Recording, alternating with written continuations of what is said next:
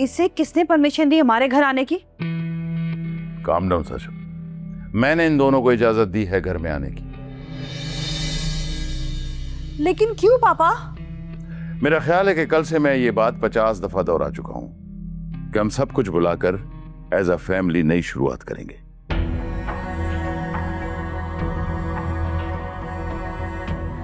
मैं इसे इस फैमिली का हिस्सा नहीं मानती। पता नहीं कहां से उठा के ले आया ज़ारून इसे। एनफ साशा, तुम्हें कोई राइट नहीं पहुंचता कि तुम मेरी वाइफ के बारे में ऐसे अल्फाज इस्तेमाल करो। हाँ, सारे हक तो तुम्हें और इस चीप लड़की को है। जब चाहे दूसरे की जिंदगी बर्बाद कर दो।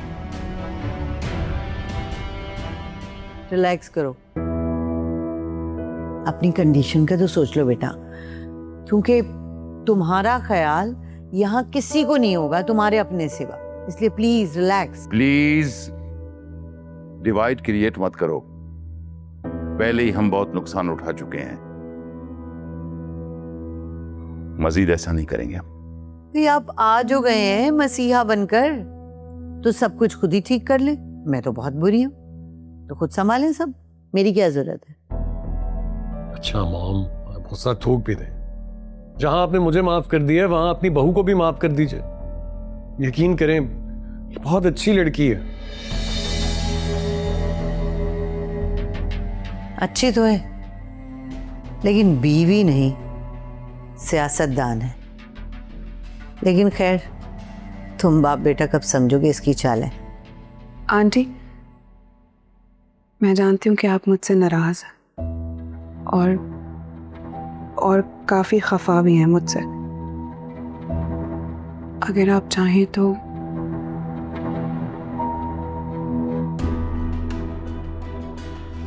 आप मेरे जूते से मेरी पिटाई कर दीजिए।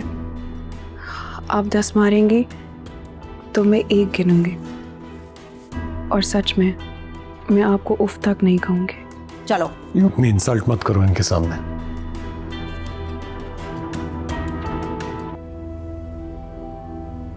वेलकम।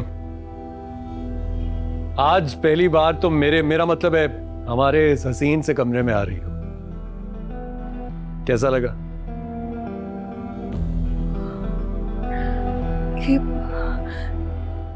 इतना तुमने फिल्मों और ड्रामों की तरह क्यों सजा रखा है? ये बहुत खूबसूरत है और बिल्कुल बिल्कुल एक ख्वाब की तरह। ख्वाब नहीं, यही तो हकीकत है। और आज से तुम इस कमरे की मालकिन, इनफैक्ट इस पूरे घर की मालकिन। And you deserve this.